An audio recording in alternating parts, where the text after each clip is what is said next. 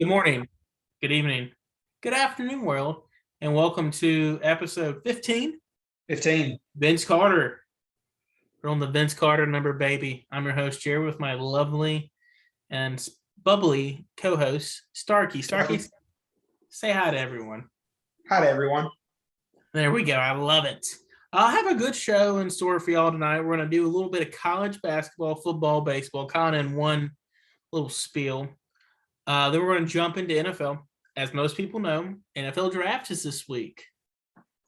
3-day event starting Thursday all the way to Saturday after, or probably early evening, I think. Early evening, I think it is. And then we're going to jump to the playoffs. It's been a wild time since we last spoke. Yeah.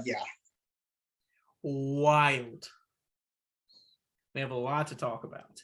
Starkey, let's start off with college sports. Let's do it. Spring games have been going on lately, so you're going to see a lot of people entering the transfer portals right now. One thing I noticed, I saw this today. I texted you yesterday about it. Is the deadline to be eligible to play immediately in a winter or fall sport is May 1st. This coming Sunday. Yes, 6 days away. So I would honestly am going to say go ahead and everybody be prepared for some madness to happen in the portal. Oh yeah. Ole Miss? I know Ole Miss had theirs on Saturday. Yeah. You have the transfer quarterback who was like number 3 in most people's rankings, Jackson Dart. Yep. Against Steve Ottmeyer, who was like a high 3, low 4-star quarterback. Yep. Everyone was like, oh my gosh, Jackson Dart's already getting Heisman votes. I looked online today. I saw it on Twitter. He is, I think, the 7th favorite person to win Heisman odds. He's tied for 7th right now at plus 3,300. Yep. Starkey, what were your thoughts on the bowl? What is it? The Grove Bowl? The Grove Bowl. What were your thoughts on the Grove Bowl, Starkey? For someone who is tied for 7th in Heisman odds, the man might not even start. I love it. I love to see Ole Miss suck. You would. Luke Altmaier looked good. Jackson had a less than stellar game. I was texting you and talking to some other buddies. He threw 2 interceptions in a spring game, which is never good. One of them was returned for a touchdown.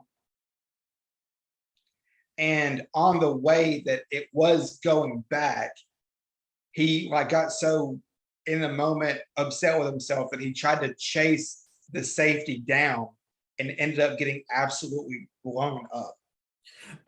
Do you think the guy that blew? I'm a big supporter of blindside blocks. Do you think the guy that blindsided him got in any trouble with Lane? See, I don't know. I'll be honest. It wasn't on TV at the time, so I didn't get to see it. So I just heard about it. Because I saw there he was wearing white, and usually the quarterback wears an opposite. It means don't touch. Yeah. So I don't know. I hope he did get blindsided. I love it. I think it was you that said they think Kiffin only got Dart in the package deal for Mike Trigg. Michael Trigg. Michael Trigg looks like a man amongst boys. 100%. Yeah, he's going to be a mismatch problem. Well, the fun thing is who's going to be able to throw the ball to him. Yeah, that's going to be the big question. One more thing while we're still in football right now. Memphis had their spring game. Yes. And from what I read and heard about, they have a big quarterback battle on their hands. Which we were talking, I believe it was yesterday. I do not understand this at all. I like Silverfield. He likes to have options. He loves having options. And if you have as many options as possible. Right now, last year, the starting quarterback due to Grant Gunnell getting hurt was Seth Hennigan. Seth Hennigan passed for 3,300 yards, 25 touchdowns to 8 interceptions. Yep, as a true freshman. Granted, his completion rate was not there at 60%. But hey, Yeah. you can improve that. Oh, 100%. And granted, remember, Memphis' offense is always like, we're going to throw it to one guy and one guy only. And last year it was Calvin Austin. Don't know who this year will be. But look at Grangadon. He's 6'6". He's got all the arm strength. Hennigan doesn't have the best arm strength, but he's a winner. He went to Denton High School, I believe. Yep. Won a state championship. Yeah, it was Denton Ryan. Yeah. He was 39-2 as a starter in Texas football, folks. That's pretty great. Yeah, which is not bad at all. So I think I like it. I expect one of them to leave. As of right now, apparently, per Silverfield, he said the option is going to stay. The battle is going to the fall. Yep. And then you got Tevin Carter. Yes, the local guy coming in. Local guy. He had plenty of options coming out of high school, but I think everybody, even him, knows he's going to have to wait. Yeah. Because Gunnell, I think, is a junior. Hennigan will be a sophomore next year. Mm-hmm. So he's got, honestly, redshirt this year. He'll be, if anything, a redshirt sophomore when he finally starts. If he stays at Memphis. Because remember, everybody packs up and leaves now. This is the second game start. So if he waits, he'll be redshirt sophomore. If he stays, he'll be probably a redshirt freshman, maybe. Yeah. So that's going to be one of the big I think Memphis and Ole Miss both for sure. Those are going to be the two of the biggest quarterback battle controversies to keep watching because, everyone always says it every year. If you have two quarterbacks, you have zero quarterbacks. You need to make sure you have your guy in the center. I mean, look what Arkansas did with our quarterbacks. Exactly. Put him at wide receiver, baby, and he's apparently killing it. Let's jump in, keep the Memphis train going. Let's jump to basketball. Let's do it. Penny, defying all odds again, said we're going to get the best recruits this offseason. Yep. Still has no freshmen incoming. He's got a massive roster to rebuild, depending on who stays, who goes. But you get the number one in most people's ratings in Kendrick Davis, right? Kendrick Davis, reigning conference player of the year in the AAC. Yep. Literally just moving 9 hours away. Yep. Granted, he's not going to kill you. He's with height. He's 5'10", 5'11". But he can score. He's a walking bucket. Oh, yeah. He's an elite prospect. And like you said last week, that's the reason why Tyler left. Yep. Is he wanted a small guard, and he got his small guard. And you can honestly say this is the best Memphis point guard since probably Tyreek Evans, I would agree. I hate to say that about Joe. Joe was my guy, but Joe got screwed because of Pastner. Yes, absolutely. So I'm going to leave Joe out of that just because Pastner screwed Joe. But honestly, this is the guy coming in when they're the most hype. Apparently, Penny said, I can make you the next D-Rose. You'll be the next you're the most recruited point guard we've had since D-Rose and Tyreek Evans. And I can make you on their level. I'm like, how? There's no way this little 5'10" guy is going to be a freak athlete like D-Rose. Now, but I know. Go ahead. I know he's a little bit bigger, but just look how much Jeremiah Martin developed under Penny. Jeremiah should not have been. Jeremiah was a true shooting guard. True. He just had to run it because he inherited the Tubby offense or Tubby team, and Jeremiah was forced to play it over Alo. Gosh darn Alo. Speaking of that, Alo, folks, still has not made up his mind yet. So I think Alo will come back. But I think, and then you got the guy from South Florida who a lot of pro people are high on. Yes. Caleb Williams, a wing from South Florida. So I expect him to, he's got 5 days tomorrow to make his decision. When this podcast is over, he'll have 5 days to make his decision. A lot of people are saying he's coming to Memphis. If you get that, maybe Lester comes back. Do you get DeAndre Williams back? 25, though. That's the thing, though. He's 25. His Yeah. clock is ticking on his pro career. But here's the thing, though. With the NIL money, he can make what he's making in the G League or in like some European league. Like that. Memphis has proven with NIL deals. Granted, we don't know what Amani got. We don't know what Jalen Duren got, but we know they got something. Mm-hmm. I have a speaking of the Memphis guys who could come back and everything like that. I've got my source, and we'll call him Elam for the sake of the show. He told me that he has it on good authority that Memphis is going to do quite well in the transfer portal. Some names to watch for Memphis. Caleb Murphy, like we said. DJ Jeffries entered the transfer portal from Mississippi State. Good chance he comes back to play for Penny. Also keep an eye on one Johnny Broom. I believe he's a center out of, I don't remember where he was. Auburn maybe, but I don't know. What was his name? Johnny Broom. Broom very much on the table. I believe he's a 7'5" center. Morehead State. Morehead State, yes. It's J-O. He spells his weird J-O-H. Johnny That's weird. Yeah. So keep an eye out on some of those names, possibly coming to play for Penny and the Tigers. Shout out to my boy Elam. You're the best for that news. By the way, Boogie's staying at USC one more year. Just want you to know that. Oh, is that breaking news? No, he hasn't announced he's declaring for the draft. I think he's past the time anyway.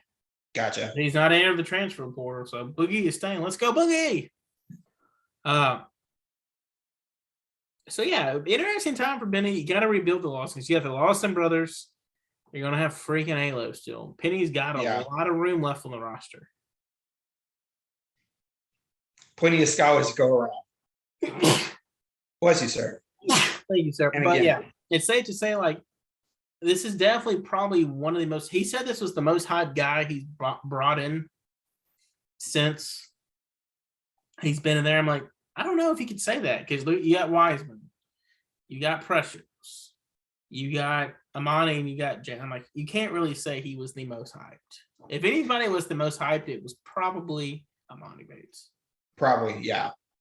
A lot of people are saying maybe not overall hyped prospect, but a lot of people are saying that just getting him to commit is the greatest recruiting job Penny's done, given who he is, his spot in the rankings, where he played, arguably your biggest conference rival this year. Like we said, he was player of the year, all that good stuff. And you still have this IARP saga deal over your head, and you don't know when that's going to be resolved. So my thing is, maybe Penny knows something he's not allowed to say right now, but I'm like, well, Penny has no problem running his mouth. Why can't he just go ahead and tell us if he knows something? Yeah, that's very true. So jumping from another sport, let's jump into baseball real fast. Starkey, Ole Miss, how they do this weekend? I believe we went 1-2 against Mississippi State again. Let's go. Fire Bianco. Let's get the fire Mike Bianco. 100%. Well, I mean, we lost a series this weekend to A&M, but we still love our coach. So right now, I believe just in SEC play, we're not going to talk about the non-conference Southeastern Missouri game that we should have won. Y'all aren't even the best team in the state of Mississippi in baseball. Oh no, that belongs to Southern Miss, top 5 team in the country, and then probably a junior college, and then probably like Northwest or like Hines or Etowamba or East Mississippi, and then Mississippi State, then Ole Miss, and then a high school, and then Ole Miss. Which, speaking of high school, shout out my alma mater, the South Haven Chargers, playing in the first round of the playoffs, up 5-2, I believe is the score right now against the Grenada Chargers. So let's go South Haven. Let's go. But yeah, fire Bianco 100%. I love it. Let's get the pot going, stirring. Let's make it happen. Dan McDonald, come on down. Hey, you got to open up the pocketbook. We have an ad read. What? We have an ad read. Okay. Porch to Patio home inspections. Let's do it. How can we not forget about Mitch? He was one of our first sponsors of the Ball Don't Lie podcast. Folks, that time's coming when you're buying, selling homes. The market's going to fall soon. I'll be wanting to buy a house. Folks, hit my man up. Call our boy Mitch. Text him. Facebook message him. Folks, you cannot go wrong getting your brand new home or your home you're about to put on the market inspected. He will get down, look at every nook and cranny. He'll crawl through your crawl space. He'll help you. You have my word. You have my word. Porch to Patio home inspections will take care of you. Absolutely.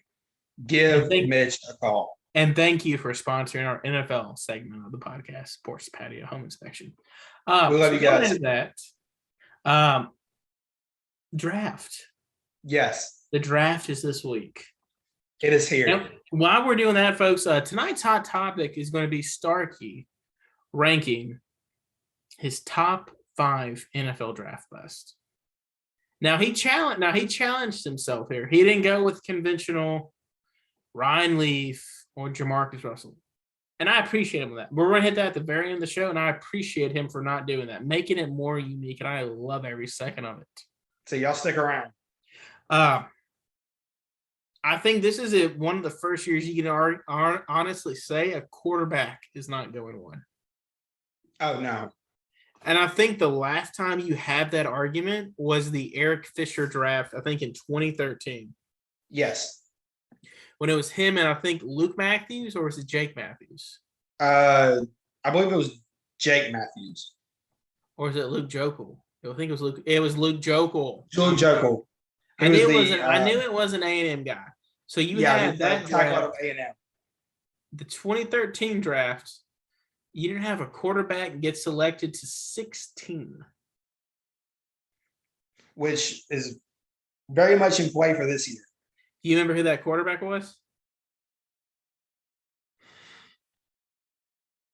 What was the team? Would that give it away? Buffalo.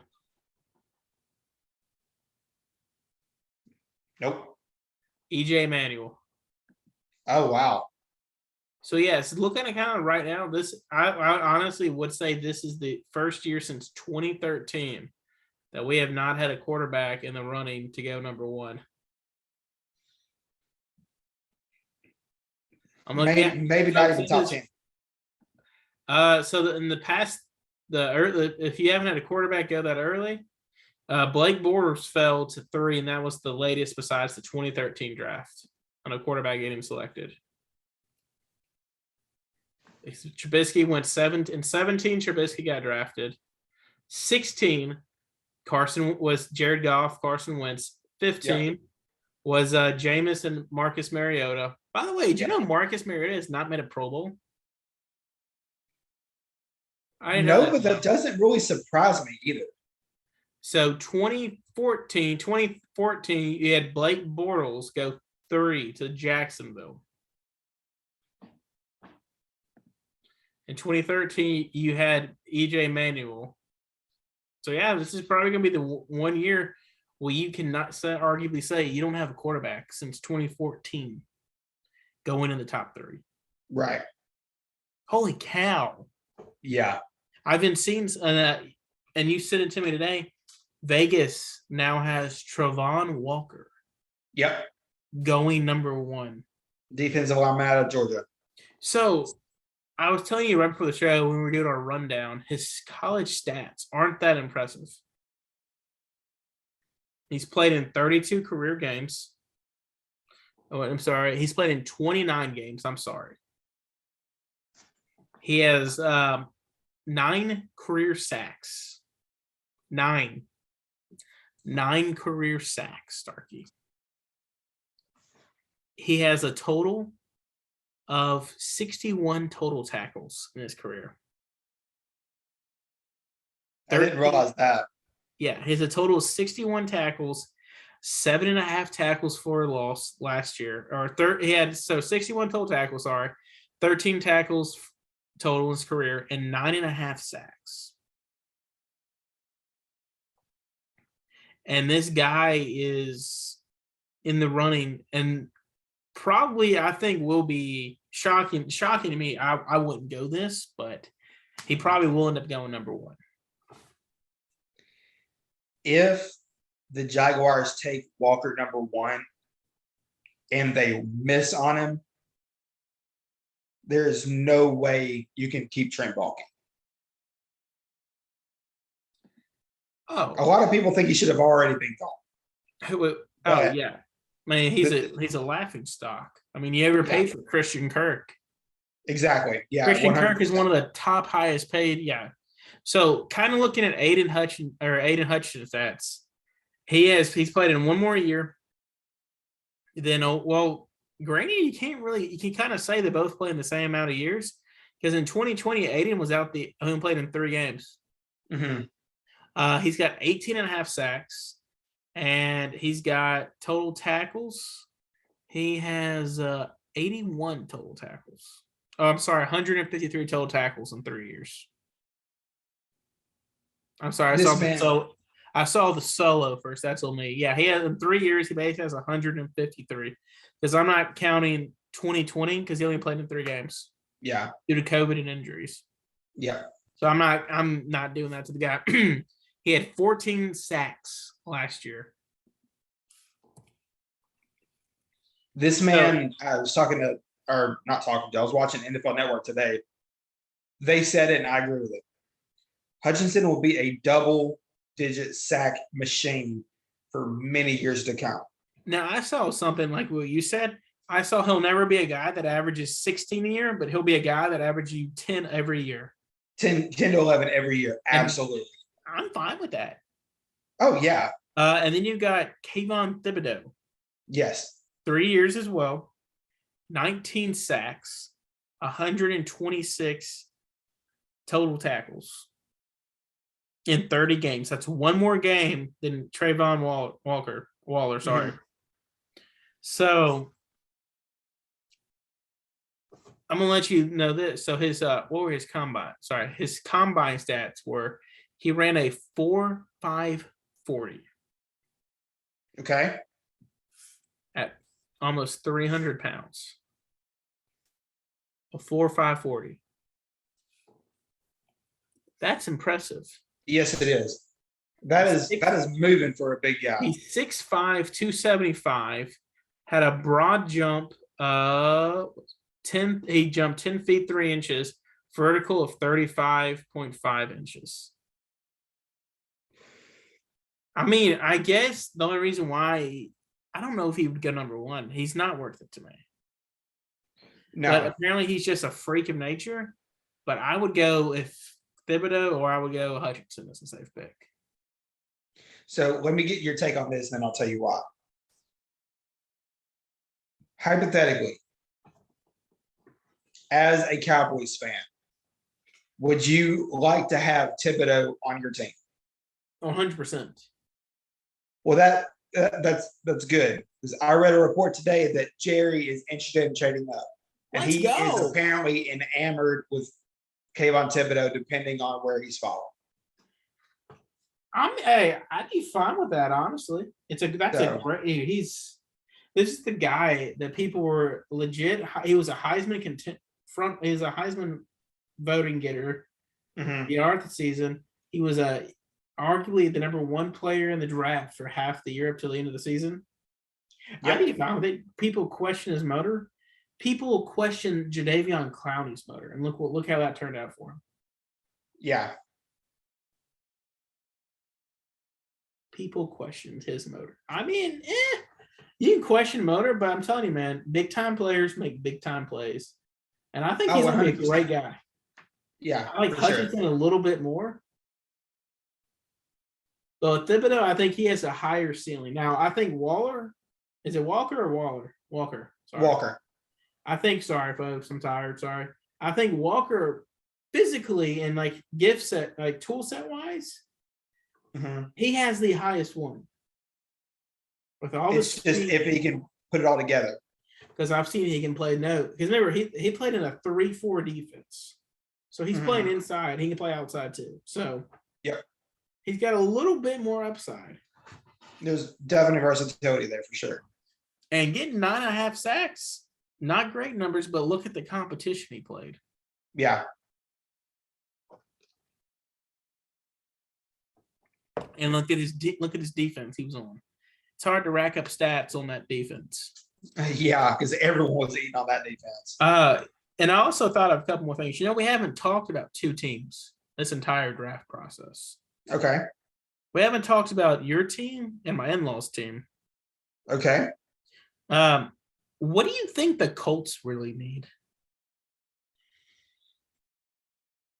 That's a good question. They need a quarterback because Matt Ryan's not a long-term answer, but not this year. No, they can wait 1, maybe 2 seasons for a quarterback. You know, honestly, if Bailey Zapp from Western Kentucky, if he stays around, I'd take him in a fourth round pick. Everyone is saying that Bailey Zapp could end up being like one of the best quarterbacks of this draft class. I mean, everyone is apparently super high on Bailey. He did lead the league in league college football. He's a baller for sure. I think the Colts, you have to go wide receiver first round. They don't have a first round, second round. Sorry. Oh yeah, because they do not have a first round pick. Carson Wentz, baby. Let's go. Yep. I'm sorry. So back to Bailey Zapp. Sorry, he transferred from Houston Baptist to Western Kentucky. This year, he completed 70% of his passes for right under 6,000 yards, 62 touchdowns, and 11 interceptions. My man was absolutely slinging it. And ran a 4.8 40, which is great for a white guy. A white quarterback, that's phenomenal. You have to go wide receiver here. Maybe go defense, try to build up that defense a little bit more. Yeah. I maybe left tackle. They definitely do need tight end help here. Yes, they do for sure. I would definitely say some sort of receiver position, that wide out, tight end, either one. I don't really know. Trey McBride is a good tight end to look out for. Okay. I was going to say, I'm not super big on the tight end class. It's nothing really to write home about, but Trey McBride ended up with career. He had 90 receptions, and last year alone, he had 90 receptions for 1,100 yards as a tight end. All right. And I can't find his 40 time, but he was the reigning John Mackey Award winner. Yep, that's true. So tight end help is a need because you got Mo Alley Cox. And you got what is his name? I can't think of the guy's name. It's gonna bother me. What is his name? I can't think of his name. They need help. What is his name? Gosh dang it. And it's a basic name. What is his? Sorry, I'm sorry, Starkey. You're good. What is his name? I can't find it. Did they get rid of him? Let's see. Jack Doyle. That's his name. Yep. Jack Doyle is a free agent. He's been their best player. Oh, he retired. Okay. Wow. Oh, wow. Yeah, they definitely need help there. They definitely need help there. Yeah, he retired. So, look, they definitely need wide receiver help. And you just lost your best tight end. So, you need help there. Offensive line, you could probably use some help there. Yeah. Linebacker-wise, anyway. You got Darius Leonard. He's good. Cornerback, maybe. But I would definitely hit the D-line, tight end, O-line, and wide receivers. Yeah. The one position you are absolutely set at is in the run game. Hey, you got Jonathan Taylor. And Naheem Himes. Yeah, you're good. Oh, you're 100% good. So it'll be interesting to see what they do there. I'm still praying that Trey Burks slides to Dallas. Because remember, folks, my NFL fandom is in the line. And if Trey Burks goes to the Browns, I'm all in on the Browns. The We Dim Boys is dead. Who's dead? We Dim Boys. Oh, We Dim Boys, yeah. Yeah, RIP to that one. So who do y'all need? Starkey, the Rams. See, that's what a lot of people are wondering about. Because for those of y'all that don't know, the Rams do not have a pick this year in the first round or the second round. Our first round draft pick, I believe, is pick 105 in the third round. I mean, honestly, you probably want to go O-line. I'm thinking You either lost offensive line depth or well, we actually just signed an extension. Joe Noteboom is our left tackle. Okay, but I say because you lost Andrew Whitworth. Yep. You try to solidify that. You're good. Maybe tight end. Higbee. Well, maybe. I don't know. I'm not a super big Tyler Higbee fan. He's okay. He's okay at best. I think a lot of what we would need is that inside linebacker or that middle linebacker. Because we signed oh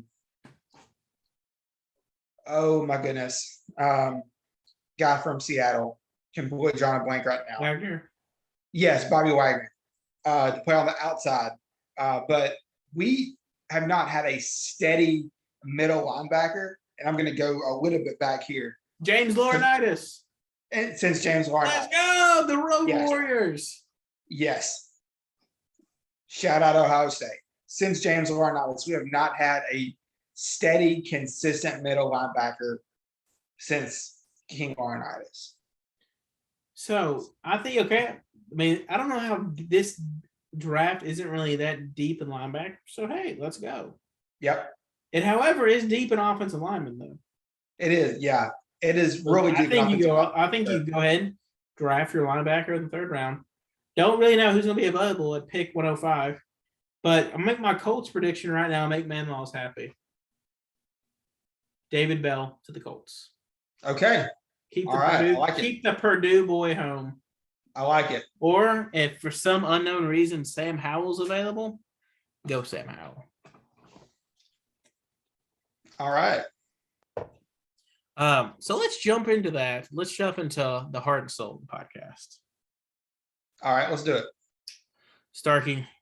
But first, I like to gamble a little every now and then when I feel a little antsy. You know what I mean? Okay. Right now, the Grizzlies have jumped up from plus 1,400 to now plus 1,100 to win the NBA championship. Folks, go to Billy White the bookie. Put your bet in. Let's go. Make your money. Starkey, what's the phone number for all gambling addictions? Give me just a second. You would think I would have it by now. I know. I am so sorry. I am so sorry. Remember, folks, he does not charge. He does not take toes. He does not break limbs. He doesn't kill you. He just charges interest. Starkey, do you got it? Yes. Tennessee Red Line, baby. If you need help gambling or help to stop gambling, because that's how you defeat an addiction, Jared. No, it's not. You don't stop. Call the Tennessee Red Line, 800-889-9789. There we go. So let's get into it. Let's just run through some games first. We get into the series that matters. Let's do it. Booker's out. It's killing them. Granted, the officiating last night did not help. Over the weekend did not help the Suns. But we're going to jump into that in a second. But yeah, series is – everyone thought it was going to be a sweep. I thought it was going to be a sweep. Oh, I didn't give Milwaukee a chance. I 100% did not either. And let's just say that CJ McCollum trade is looking out to be one of the best trades from this year. Yep. CJ McCollum is carrying that team. Him and Brandon Ingram's finally playing like the Brandon Ingram we knew. Yep. CJ McCollum had 18 points, 9 rebounds, and he's playing great defense. And how about an underrated guy, Jose Alvarado? I probably mispronounced his name. Gosh, that's a guy that I think that they were chanting Jose, Jose, Jose, Jose at the end of the end of game 4. I love it. And you know what's actually looking to be like a great pick right now? That Herbert Jones pick. Yes. Is looking like it is a amazing draft pick right now. Yes. I 100%. thought they reached on it. But yeah, he's paying off pretty fine right now. A lockdown defender. So I don't know, man. I'm a little worried the Suns may not make it out of this round. I definitely, one, it's already gone deeper than anyone thought this series. You're going to game 5. I don't think anybody in the right mind thought this was going to go to game 5. Never, folks. This team barely made the play. Like they had to make the play-in to get this far. Yes. They are the Grizzlies of this year. Yeah. Won more games than the Grizzlies did last year, but with Booker being out, with everyone you just mentioned, and I don't think it's going to happen. I know we talked about it off that air. I don't think it's going to happen. But if by some chance Zion decides that he wants to play basketball again, that is going to be really, really unfortunate for Phoenix. Well, kind of what I've said in the past, you can't play Zion right now. Zion wants out, and look at what you're doing without him. You made the playoffs without him, and you're taking the best team in the NBA right now to 6 games minimum right now. Maybe 7. You're taking them to 6. 7. That's impressive. Look up how many times a 1 has beaten an 8 for me, or an 8's beaten a 1 for me real fast. Sorry. All right. Put you on the spot there.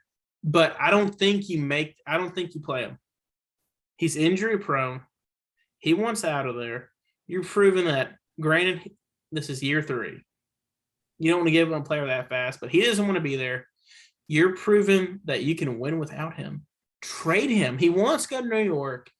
Get as many assets as you can from New York. Highway rob them. He gets injured one time, he ain't coming. You're losing all what you get for him. Like that literally goes in half. So 4 times has an 8 seed beaten a 1. I know we were 1. The first time was the what? Golden State beating Dallas was the first time, right? No, that was actually the 3rd of 4. It has not happened since 2011. The first time was the 94 season. The Nuggets beat the number 1 Supersonics. Gary Payton, Sean Kemp. 99, the Knicks beat the Heat. I can't. Tim Hardaway Sr., maybe? I don't know. Maybe.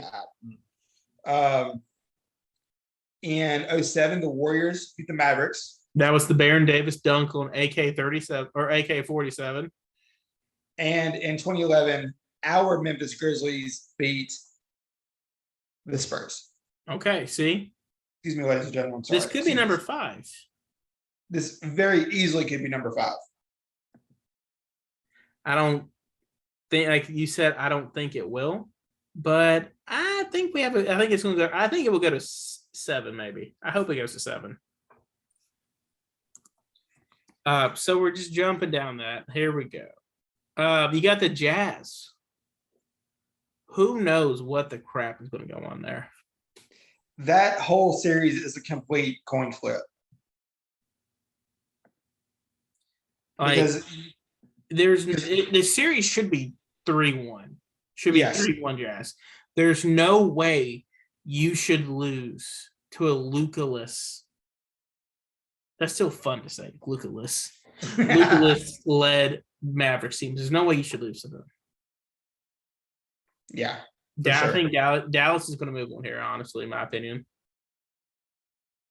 I don't. Yeah, I guess now that Luke is back for sure. We finally had the Nuggets finally pulled a game off. Thank the good Lord. Yes. Will the Thrill Bart hit the game clinching three? Aaron Gordon's finally playing like what he should be playing like. It's a little too late for PTSD. That lineup is scaring me a little. Yeah, I'm watching, but hey, we can beat them if we get there. But we'll get to that in a second. So we're gonna jump to the Eastern Conference real fast. Okay. Okay, let's do it. So right now, all the Western Conference games besides Denver and Golden State are 2-2. Okay. Okay. We just had our first a team move on to the next round. Okay. The Boston Celtics have just beaten the Brooklyn Nets 116. They did it to 112. I was wrong, folks. To move on to the next round. Ben Simmons got a lot of crap over the weekend for what happened. He said he was coming back game 4. And then today he said, I'm not playing. Yeah. Everyone was calling him out. Skip Bayless. Stephen A. Smith. Reggie Miller went on a massive rant saying you have no fire. This guy has no competitive nature. Yep. Steve Nash even said, I knew he wasn't going to play. I was preparing for him not to play. Dude, you're game 4. If you win one game here, I 100% would tell me a Ben Simmons, Kyrie, and KD team, the sky's the limit for that team. Yeah, for sure. But no, Ben, get out of your head. I get it. You're trying to get your. I honestly, I think this is a thing. He's trying to say that he's still hurt, and he wants his money from Philly. 100%. I fully agree. Then we got the Heat Hawks. That series is over. 3-1 lead. The Hawks may steal game 5, but I don't see the Heat blowing a 3-1 lead. Mm. Right now, we may have a game 6. Raptors are up 10 on the 76ers with 8 minutes left in the game.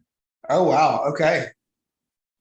Apparently, I read some stuff in the past week. Apparently, Joel Embiid did not know that James Harden was this out of shape upon arrival. Yikes. James, you got to stay away from the baby and the strip clubs. I'm sorry, buddy. You got to stay away from them. Starkey, I know this one is going to hurt you. A little hot topic. We're going to lead into this with our next segment. Let's do it. The Bucks and the Bulls. Yes. Chris Middleton out. I think, did they ever say he did tear his MCL? I know they thought he tore it. Let me check real quick. But anyway, Grayson Allen in his absence is just playing like the Grayson Allen I know and love. The Grayson that I wanted to play. The Grayson I wanted Memphis to keep. No, we're going to trade for so-and-so. We're going to trade him for Sam Merrill. No. Grayson last night dropped 27 points on 6 of 7 shooting from the 3. Yep.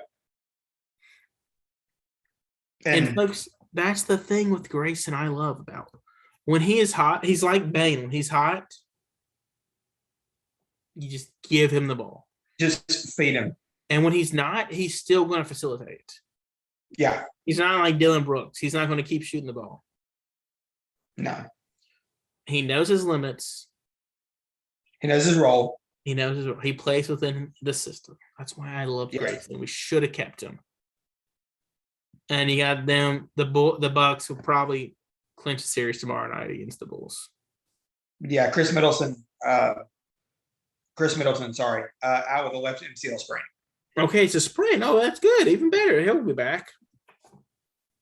So let's get into it. Since we last talked, Grizzlies took a 2-1 lead. Whoa! You know how we did it, though? We came back from One. two.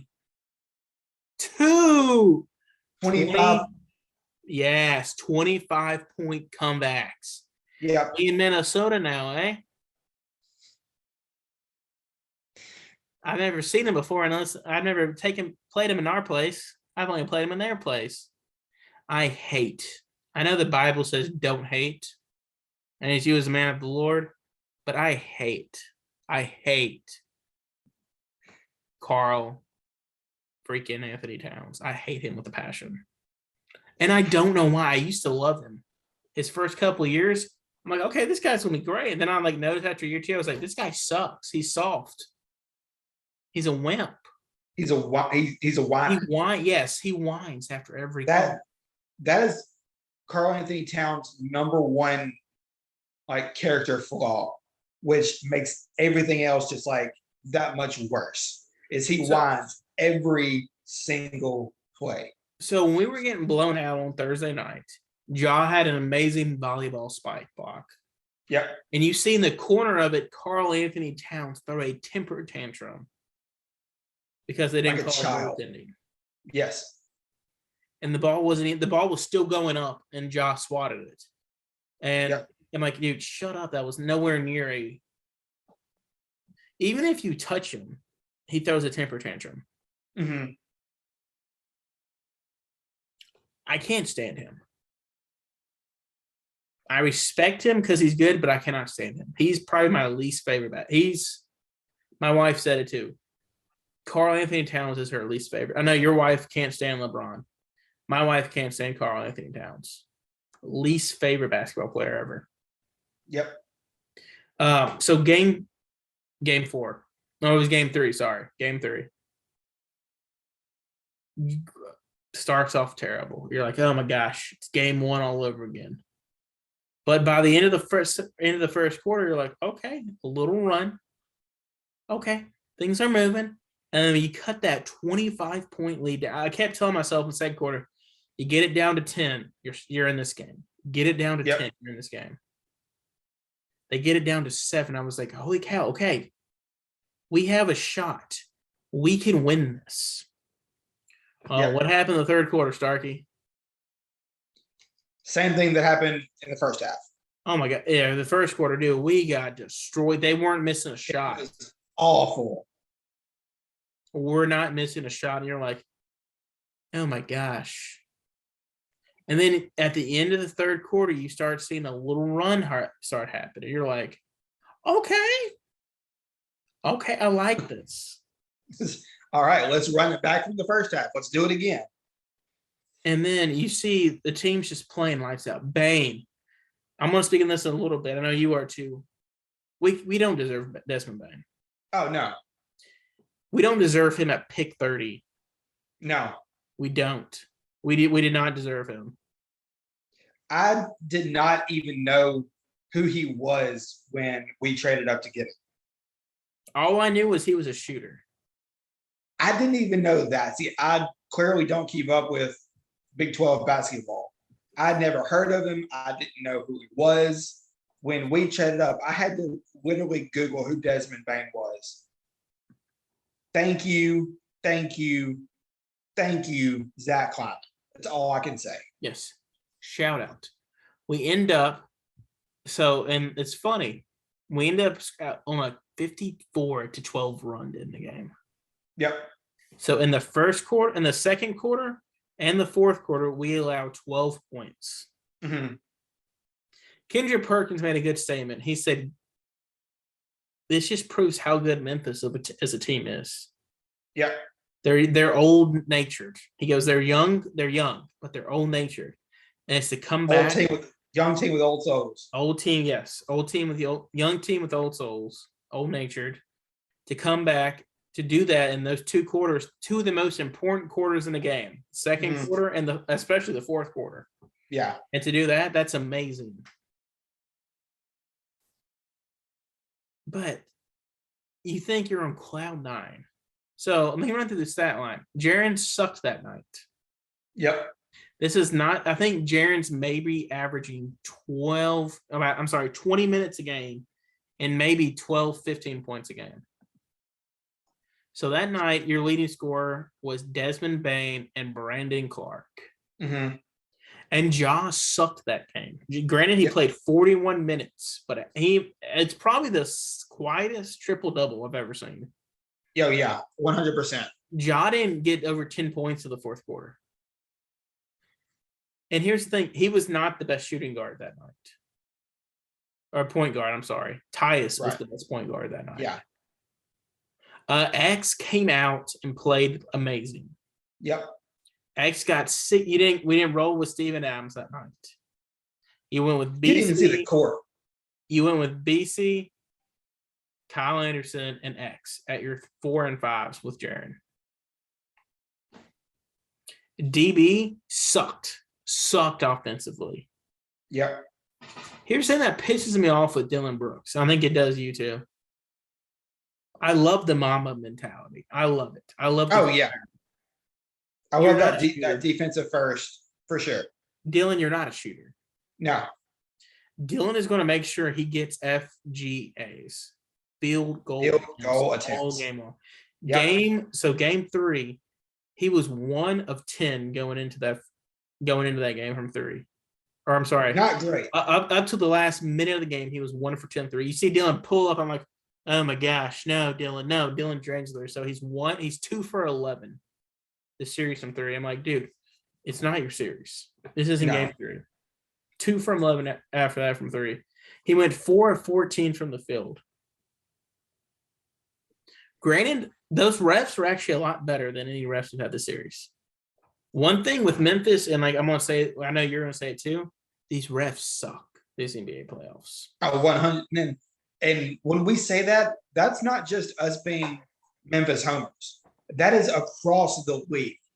This has been one of the worst officiated NBA playoffs, I'm going to say, in history. This has been across the board. I don't know if it's worse than the 2001 Western Conference Finals when they actually rigged it. That is true. I don't know if it's going to be worse than the Kings-Lakers series back in 2001. But no, this is definitely terrible. Some games, they let them play. Other games, like game 2, they let both teams play. Yep.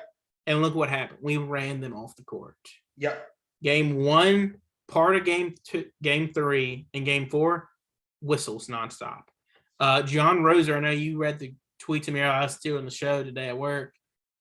Games should not last 3 hours. This game 4 lasted until 12:15 in the morning. It started at 9 o'clock. Well, first off, a Central Time Zone game should never start at 9 o'clock. No, absolutely not. No. Went to 12:15. That game was over 3 hours long. Let me see. There was more field goal attempts during that game. Yes. I think it was 56 or 57 field goal attempts that game. We only had 15, didn't we? I believe so. Yeah. And they had 42, right? Yeah. 41, 42, something like that. Yeah. So there you had more field goal attempts than minutes in a game. So that means you basically averaged a field goal attempt every minute. Yeah. That makes no sense. Mm-mm. No sense at all. But there is a bright side to this. And I'm going to say in a second, too. I got to get one more statement. Ja and Jaren both combined for game 4, 18 points. Yes. If you would have told me that morning, Ja and Jaren were going to score 18 points in that game, I'm like, oh, we got smoked. We probably lost by 30. Yeah. We lost by 1. They shot 50% from 3. Granted, we were killing it offensively. Mm-hmm. Desmond freaking Bain. Again. So I told you this in the game single-handedly. I told you this before the show. Desmond Bain's career away from FedEx Forum on 3-point attempts, career postseason, regular season, year 2, he's shooting 48.4% from 3. That's insane. And folks, he's not just shooting 4. This is I think 146 made threes out of 306. Yeah. Guy is a deadly sniper. Mm-hmm. Absolutely We don't deserve insane. He's max level contract. Go ahead and give it to him. Max player, 100%. Jaron, you got Pay the man. Yes, pay him. Him and Tyus kept us in game 4. Granted, I told you, I wish we would have called a timeout. That Tyus 3. Set up a play, Yeah.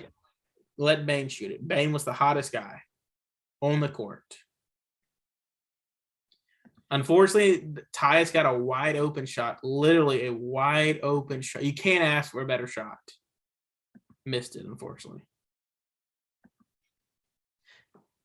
Bane that night finished 8 of 12 from 3. So he made 7 threes on Thursday night. Mm-hmm. Upped at 1. Yep. DB shot 50% from the field. Granted, his threes were falling that night. He was 3 of 4 from 3. Granted, let's go DB. I love it. Jaron, I don't know what's going. Jaron's got to get up his own freaking head. Yeah.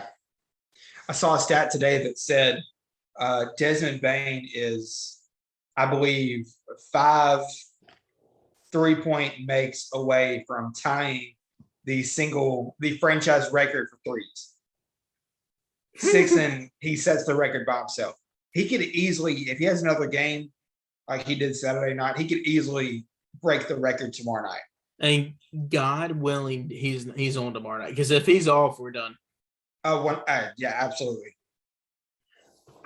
Because like Jaron's not making any shots. Besides game 2, Jaron has done nothing. No. He can't stay out of foul trouble.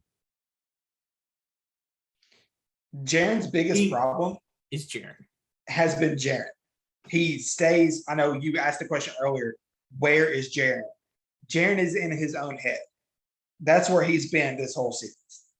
And I love Jaron. Don't get me wrong. Like, I'm a huge Trick fan, but he has been in his head all series long. Granted, he and like if you're Jenkins, you should know. Tell him, Jaron, come here, buddy. You're going to get fouls called on you. Yeah. I'm fine with him getting one contesting a good shot. But these dumb fouls of him arm wrestling with or pushing out Carl. Carl's going to flop and then give it to Cat Anthony Towns. They will give it to Cat every time. Yeah. Jaron can't do that. No. He had a dumb foul he had 2 dumb fouls from Wednesday night. He had one where he literally pushed somebody out of the way on a jaw drive to the basket. Jaron, Cat's either going to take the blocking foul and we're going to and 1, or he's going to get out of the way. Let him stand there. And then he got one of him getting an arm wrestling match with Cat in the post. Now, game 4, everybody was in foul trouble that game. Yeah. All 5 stars were. We went with a small lineup that night. We went with X at the 5. Yeah. Which I was fine with. I'm all for it. Being more competitive. And Jenkins ended up getting fined $15,000 for it. His comments about how this was the most egregious officiating he's ever seen in his coaching career. I mean, granted, anytime you see a 42 to 15 free throw ratio, I'm no math genius, Starkey, but something just doesn't add up to me. No, it doesn't me either. I'll see if I can find it really fast. It just doesn't make sense. And honestly, granted, he got fouled. I mean, he got fined $15,000 for it. I will donate. If there's a GoFundMe, send it to me, folks. I will gladly pay for it. Yeah. So just talking about, like we said, just how bad the officiating's been across the league. So this was from Reddit NBA user Baby Botburger. Shout out to whoever that guy is. It says the Mavericks, Suns, and Grizzlies all had a chance to go up 3-1 in their respective series. Their opponents shot 42, 40, and 42 free throws in all 3 game 4s. The Jazz shot 42 free throws compared to the Mavs 23 and got away with a game-altering no call on an offensive foul on Mitchell. The Timberwolves shot 40 free throws compared to the Grizzlies 25. Okay, so it's 40 and 25. 15 free throw disparity here. The Pelicans shot 42 compared to the Suns 15. Something does not make sense. That math does not add up whatsoever. But here's the thing: if I'm the NBA, granted, get another game out of it, but at the same time, to me, if they were fixing it, wouldn't a Grizzlies Warriors matchup bring more money? The Grizzlies were the number 7 in team merchandise sales this year. For sure. But you also have to think the more games that are played to get to that point, it's still more revenue. Oh, I agree with you there, but still. But yeah, Ja's got to turn. I get it. Ja's probably hurt. He's banged up. We've been saying this for 15 episodes now. Yep. He's got to get a jump shot. Which also, shout out to our boy Ja. Today it was announced he was the NBA's most improved player of the year. So shout out to the Ninja. Shout out Ninja.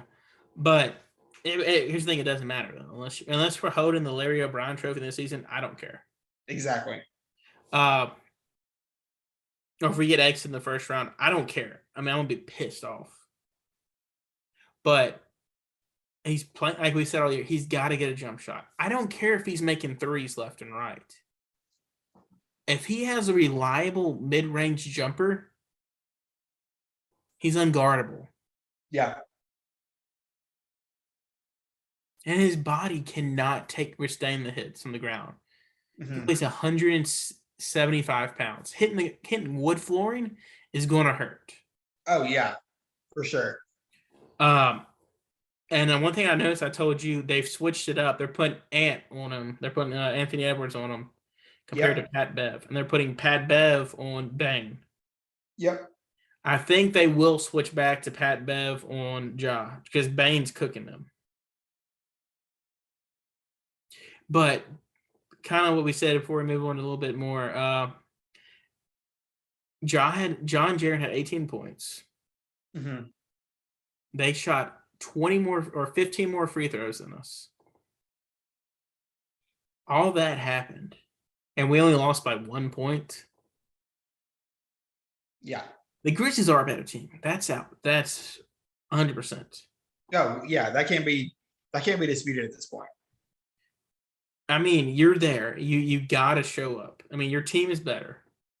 No one on the Timberwolves team can guard Ja. They're guarding the paint.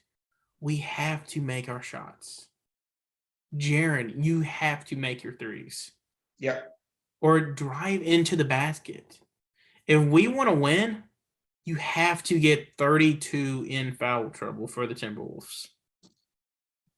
He's had 3 of his worst career games these playoffs. Playing game against the Clippers where they won, even though he fouled out.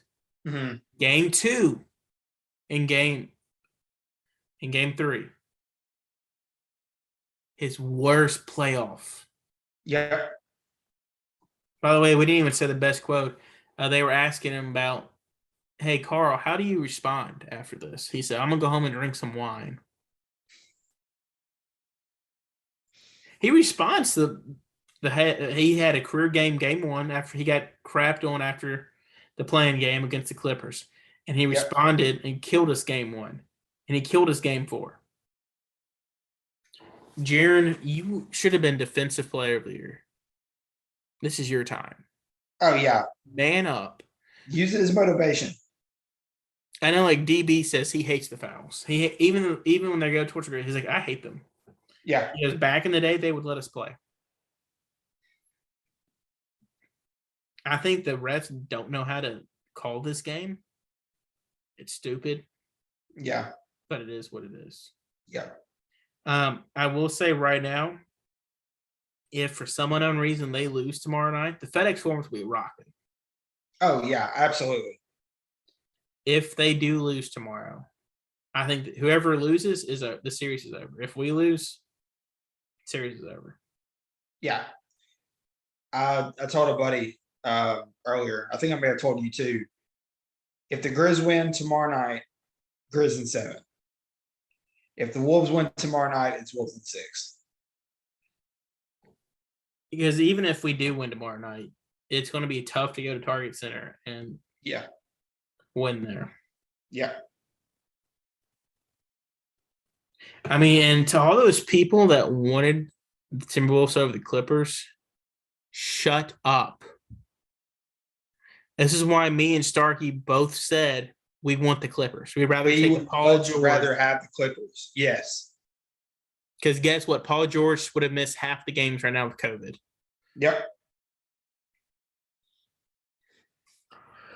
Starkey, it's going to be a long night tomorrow night. Yeah.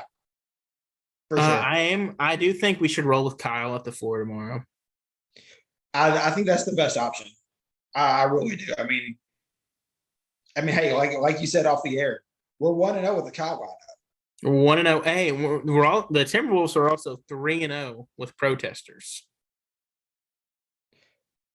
We had another one. She got smoked. Yeah, she did. So Anthony Edwards and his stupidity. I respect the guy. He's a great basketball player. But he literally said, we need to keep the protesters in Memphis where they belong. Apparently, someone said he thought the protesters were Memphis fans. Which makes absolutely no sense because, and here's why, or 2 reasons. Like, okay, we were talking off the air for 2 reasons. That is one of the dumbest things I've ever heard. Number 1, they're literally protesting Glenn Taylor, the Timberwolves owner. For y'all that don't know, super long story short, he owns this massive chicken farm. He's like big into the chicken corporation, whatever. Bird flu is going around. He was threatened to kill 5 million of his chickens because of this bird flu that's been going around. Animal rights activists didn't like it. They started protesting. What? PETA, yeah, basically. PETA didn't like it, so they started sending these protesters to the games, which leads into point number 2. These protests did not even start happening until the play-in game in Minnesota. No, it was in LA. Oh, it was, okay. It was in LA. Okay. How could this be a quote-unquote Memphis thing? Was in Los Angeles. That just makes no sense to me whatsoever. Well, we never said he was smart.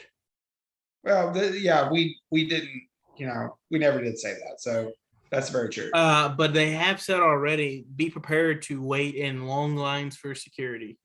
Yeah. If y'all are going to the game tomorrow night, I read or heard on the radio, they said, get there like as soon as you get off work. If not, if you can't leave work a little early, head straight to the forum because it's going to be a long wait. Let's get ready. Next level. I really do hope, though. I know I told you, I hope Jitty gets some minutes tomorrow night. I'll make it fast. Melton, I hate Melton.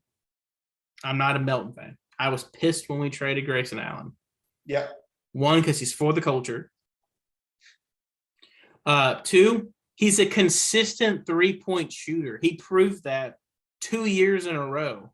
Yeah. In the bubble and during the playoff games last year, while Melton struggles from the 3 in big games. Yeah. In the regular season, the basket for him is the Pacific Ocean. That's how big it is. He can't miss. Here in the playoffs, he misses everything. Yeah. He only got like 8 minutes Saturday night. Granted, Giddy's upside is not what Melton's is. No. But Giddy will rebound, play defense, and he'll hustle. Yeah, he's got heart. He'll probably have another putback dunk. Because remember, the last time I played Timberwolves, I was there with my dad. And Giddy put-back dunk of the year. Yep. So I hate Melton. I say get rid of Melton in this offseason, but neither here nor there for tonight. My Melton rant's over. Starkey, before we jump into that, I challenged you earlier to a trivia thing. I gave you some time to think about it. Yep. Billy White, the bookie, actually gave me this. Yep. What NFL quarterback has thrown for 12 touchdowns in two straight, or like thrown for a combined 12 touchdowns in 2 games? So you wouldn't tell me the team, but you did say he's on the retired list. He is retired. So I don't want to go 12 touchdowns passes in 2 total games. It could have been 6-6, 7-5, 8-4, probably 11-1. I think the record is 7. Yeah. I don't want to go too far back. But for some reason, I doubt it is. Andrew Luck is coming to my head, but I don't know why. Well, you got the right quarterback, or no, I'm sorry, right position or right conference. Okay. In the AFC.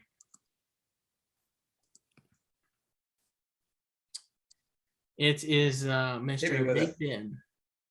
Oh, Ben Roethlisberger. Okay. Big Ben did it twice in 2014.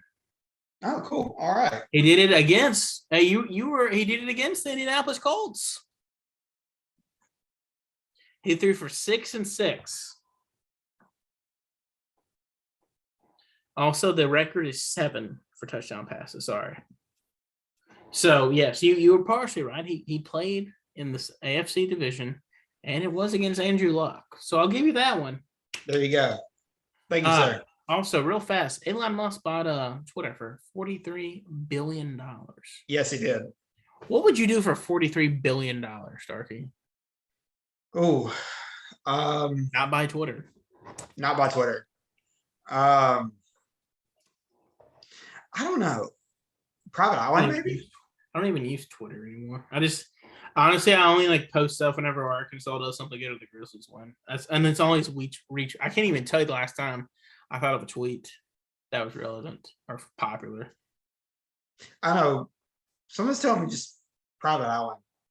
100% by private island. So we're gonna wrap up the show. Starkey, let's hear your hot topic tonight. It's NFL draft bust. Okay. So I challenge you to 5. Yeah. The criteria is, you go over your criteria. This is your list. You go. All right.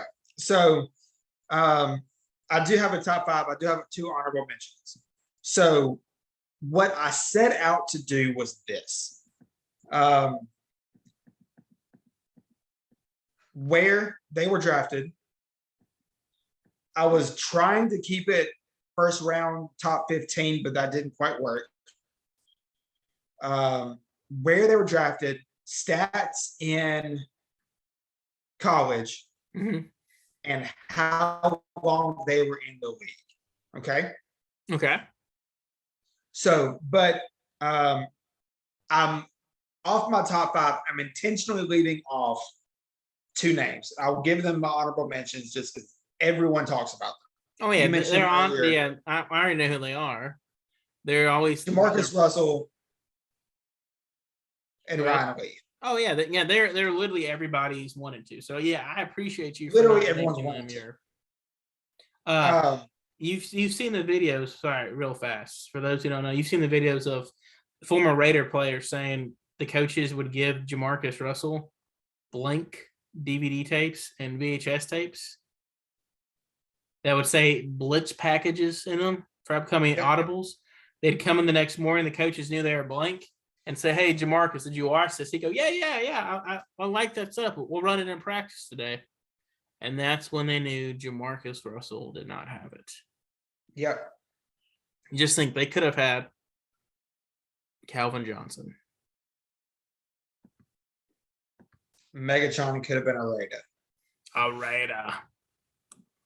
And then you got Ryan Leaf, who drugs got him. But hey, different day. Yep. So, Who'd you have at number 5, Starkey? all right. So number 5, going to go a little bit of home cooking with this one. I'm going to go in the 2009 draft. The St. Louis Rams drafted Jason Smith, offensive tackle out of Baylor. Okay. He was number 1 offensive tackle prospect. Could not miss. This man was set to anchor the left side of our line for 10 to 12, maybe 15 years. He was out of the league completely in 4. That was after playing for, I believe, 3, maybe 4 different teams. He played with the Rams, Jets, and Saints, and then he had a go around with the Saints. I mean, I'm sorry, it was Rams, Jets, Saints, Jets. So he played for 3 teams. 3 teams in roughly 4 seasons. 4 or 5 seasons. Yeah. So in that draft, y'all could have had. This wasn't a good draft either way you look at it, to be honest. You could have had notable Pro Bowlers were B.J. Raji. Yep. Defensive tackle from the Packers, or from Boston College. Brian Arakpo. Malcolm Jenkins. Yep. Sorry, I don't want to say Jenkins, but Jenkins. Brian Cushing, one of my favorite linebackers of all time. Jeremy McClain. Yep. Alex Max. Percy Harvin. Vontae Davis. Clay Matthews, and Eric Wood. Yep. Those are notable guys you could have had. Missed on every single one of those guys for Jason Smith. Okay, who is your number 4? At number 4, I'm going to go a little bit more recent, the 2012 draft. I'm going to go 5th overall. Justin Blackman to the Jacksonville Jaguars was a wide Oklahoma State. His biggest deal was off the field issues. Rested a couple times for DUI, 2, maybe 3 drug charges. And he was just out of the league not long after getting the league. 3 DUIs and he got arrested. 3 DUIs and he got arrested for marijuana. Yes. So his college, he's also one, I believe, the only 2-time winner of the Fred Biletnikoff Award. Yes. Nation's best college wide receiver. Yep. In college, he had 40 touchdowns in 3 years. Which is unheard of. 38 of those were in his last 2 years of college football. Yep. He had 17 over 1,700 yards, and he had his sophomore year, and he had 1,500 yards his junior year. So it's not like he was slacking. And Brandon Weeden was his freaking quarterback, and Brandon Weeden sucked in the NFL. But yeah, he did not have a good NFL. I thought he was going to make it, dude. I did too. Remember, I thought that was actually have a good at the time solid pick in Jacksonville. He did have a good rookie year. I'm looking at it now. Did. His rookie year, he had 865 yards receiving for 5 touchdowns. That's a good rookie year. Yeah, that's a solid rookie year. But after that, he tanked his own career. No, and unfortunately, it kind of makes you think, what if? Yeah. He's 100%. Suspended indefinitely from the league.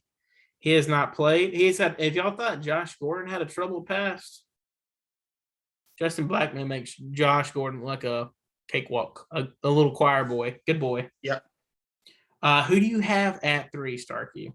At number 3, I'm going to go back a little bit.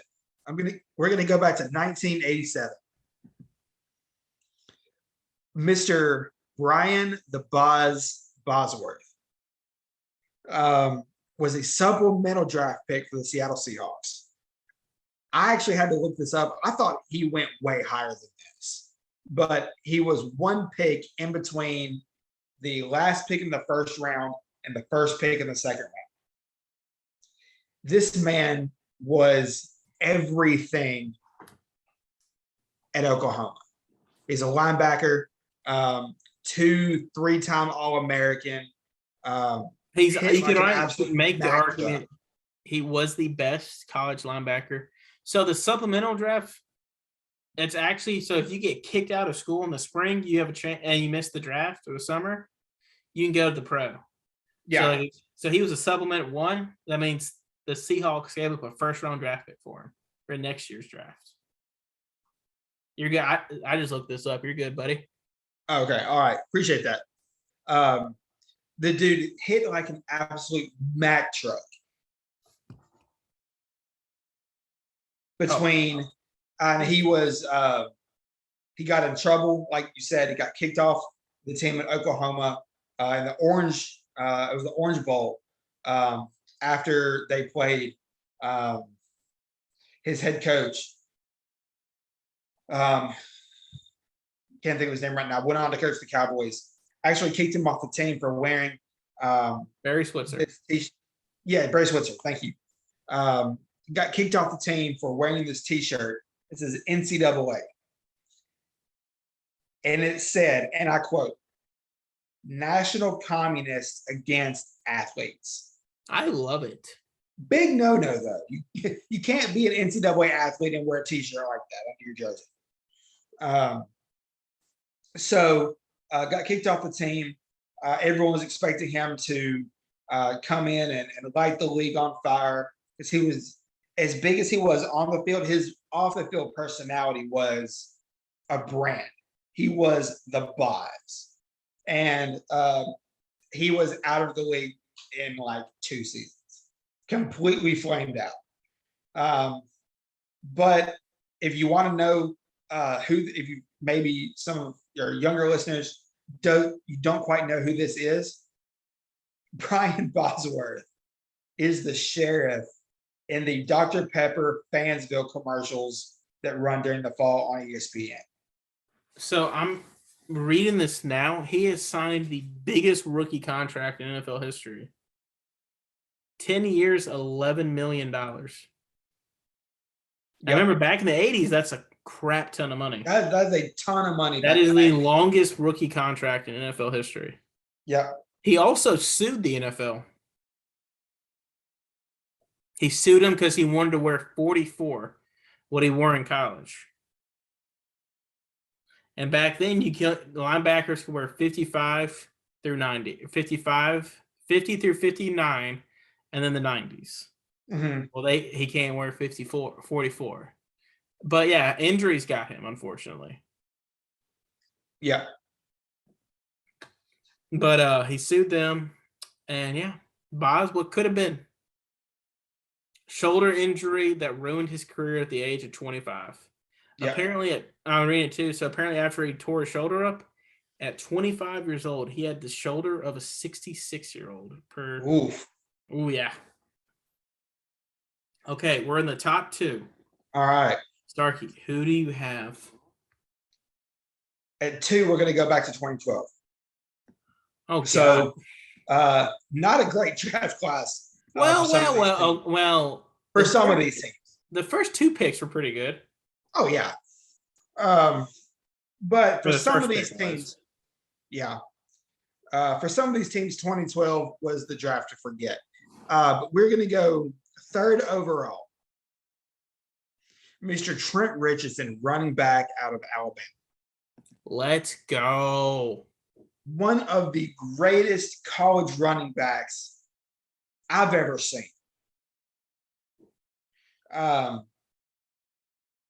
He was Mr. Everything for that Bama offense that year.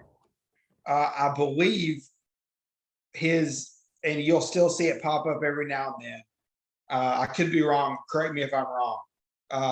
But his absolute top highlight play was actually against Ole Miss in Oxford, and he absolutely stiff armed this defender, just ran him over on the way to the end zone. I believe that was T-Rich. I could be wrong. It was. I think it was Trey Elston. Yeah. Okay. So there you go. But yeah, everyone knew that T-Rich was going to come in and be MVP type player, lead the league in rushing yards. Well, he did have a good rookie year. Yeah, he had a good rookie year. But his overall 950 career, rushing yards for 11 touchdowns. That's great. yeah. So he had a great rookie year. What's funny is apparently the Browns knew this. After year, they're like, okay, because year 2 he got traded to Indianapolis after 2 games for like 3 first. Yep. I'd be interested at some point to see who those turned into. Well, I think one was like they were bust. You got nothing to worry about there. Back, remember the Browns sucked at drafting, so you're good. He was traded for. Yeah, that was when Vic Ballard got hurt, and they were trying to make a playoff run, so they traded for Trent Richardson. Gotcha. And apparently, his biggest issue was he could not see the holes develop. And which for a running back is a problem. And it's funny because he was literally a Heisman Trophy candidate. Yeah. And because the NFL, you can't read a hole. What? Yeah, exactly. Right now, he's actually playing in the Mexico Football League. I saw that. I didn't even know that was a thing. Oh, it's a thing, baby. He's playing for the Cugadales de Chihuahua. His quote is, "My role is, well, we'll see about that." That's been his like big quote since playing in Mexico. And I would imagine he's probably one of the most popular football players down there. If I had to guess, just name, history, Alabama, everything like that. So I've got T Rich at 2.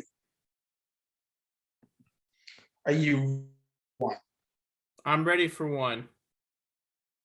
Gonna go to the year 2016.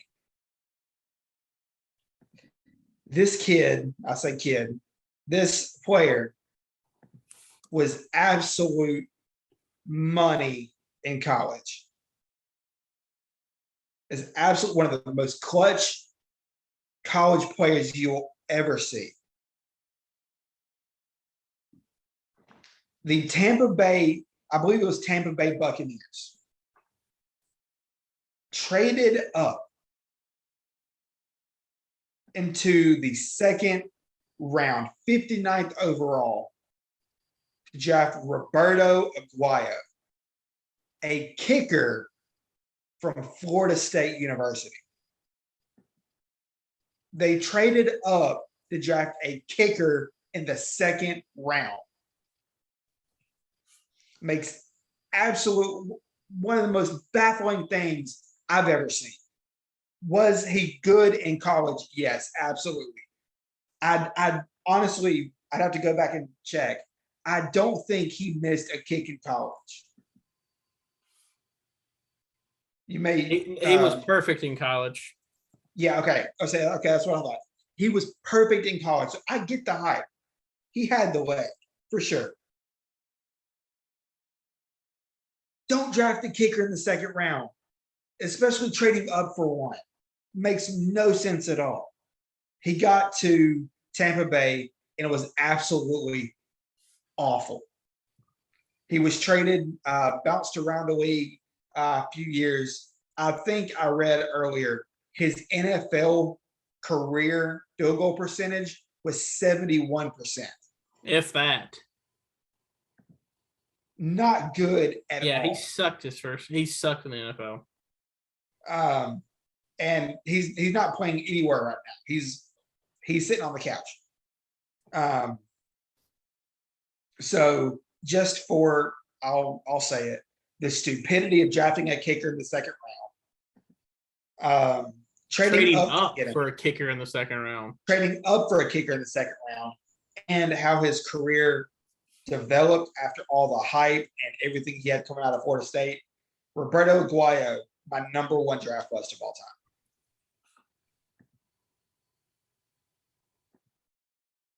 time. I love it. I'm down for that. Starkey, that is a great list. Thank you, sir. Okay, I have a game. It's a surprise game. Before we end the show. Okay. I have a new segment. Okay, I'm scared. Who he play for. Okay, all right. Are you ready? So I'm going to ask Nope. you a random NBA player. I'm going to make it a little easy for you for week 1. Okay. I'm going to ask you for a random basketball player. All you got to do is tell me who he played for. Okay. Go for it. Okay, are you ready? Nope. Okay, Montrezl Harrell. Who Oh, he yeah. played for? So he started his career with the Clippers. I want to say he's in Atlanta, but I don't know. Actually, you're wrong on 2 things. You're wrong on the first one. He did not. He's with the Rockets. He's with the Rockets now? No. He started with the Rockets. Oh, for some Remember reason I the thought he Chris started Paul with the trade? He got Clippers. traded to him. Gotcha. So is your final guess the Atlanta Hawks? I want to say he's on a playoff team right now, but I don't know. I'm gonna lock in the Hawks. You are right on a playoff team. They made the play-in game. The Charlotte Hornets. Okay. The Fight Lamellos. Got it. The coachless Charlotte Hornets. Okay, this one is easy. This is a Okay. good one. Lance will make you dance Stevenson. Who he play for, Starkey? Is he back with Indiana? He is back with Indiana. I actually met him one time at a winter jam. Got his picture taken. He did not he could have cared less to be seen in public. Hey, I love it though. He's getting his Jesus on. Okay. Are you ready for your next one? Yes. Alex Lynn. Ooh, I haven't heard that name in a minute. Well, it's been a minute, but he's actually got some pretty good minutes this year for this team. Alex Lynn. Can I phone a friend? Sure. I'll let you phone a friend. You only get one phone call.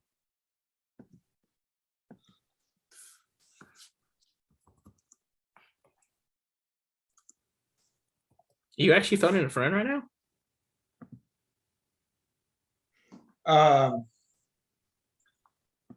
Respond. Oh, you got to call him. You got to call him. Oh, I texted him. Nope, that's not how phone a friend works, sir. Okay, well, he's probably busy right now anyway. I don't know. I'm gonna just pick a random team on this one. I'm gonna say the Detroit Pistons. You are wrong. It is Sacramento Kings. Okay. All right. Okay.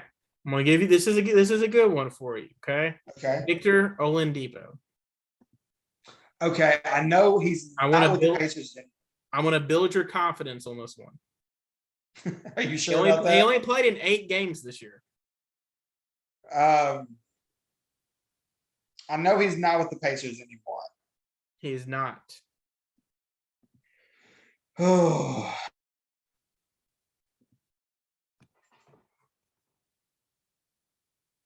He got traded from the Pacers to this team.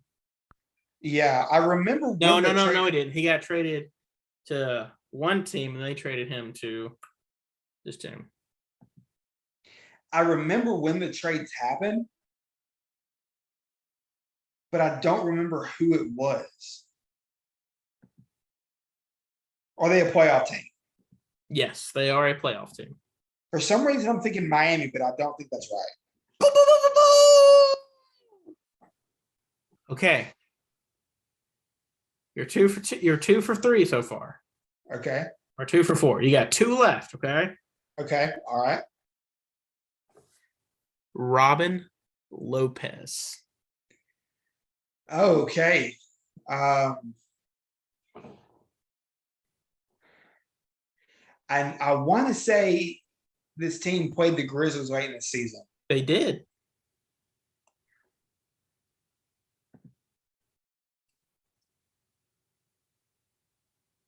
He's not a part of the Thunder, is he? He is not. This is his 8th team. Yeah, they are a young team. They're rebuilding. Is he with the Magic? He is with the Magic. Did you text me who does Alex Lynn play for? Yes, I did. Oh, You were the friend I was finding. oh, appreciate you. It was the Sacramento Kings. Sorry, I just got the text. But yes, you are correct there. It is the Orlando Magic. Okay, last one of the night. All right, Jimmer let's do it. Fredette. Who he play for? Oh, he's he's just at home. He's not playing anywhere right now, He's playing. unless he's in China. Is he? I don't know. I know. You don't know. He could be a drafting stat. He could be hidden on a roster, waiting for like Tracy McGrady did. No, because I follow Jimmer on Instagram. I named my truck after the man. I don't think he's playing. Oh, well, you can still tell me who he's playing for. It doesn't have to be NBA. It can be any league. I want to say he's either in China or in Israel right now. I don't. Okay. I know he's somewhere overseas. Just name me a team. I don't want a league, Starkey. Come on, buddy. You're better than that. You're the host of Ball Don't Lie. I